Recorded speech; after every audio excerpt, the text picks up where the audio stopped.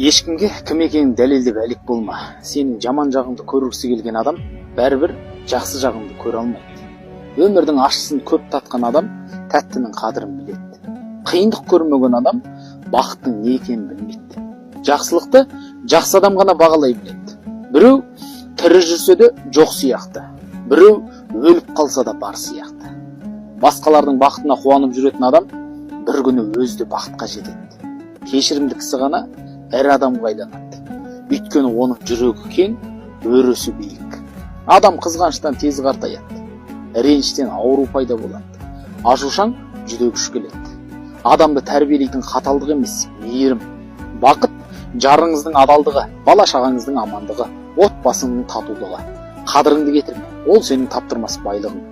Көрсеткен құрметің үшін құрмет төлесің. Егер жақсы өмір сүргің келсе, жақсы адамдар ізде. Ал жақсы адам тапқың келсе, жақсы сөйлеп, жақсылық жаса. Адалдық деген ешкімге қиянат жасамай, таза еңбегімен күн көреді. Сыйластық пен адалдық бар жерде үлкен махаббат пен шайқалмас шаңырақ болады. Ниет тілден емес, жүректен шығу керек. Өзгені төмендеткеннен биік болып қалмайсың. Өзгенің қателігін сынаған өзінікін байқамайды.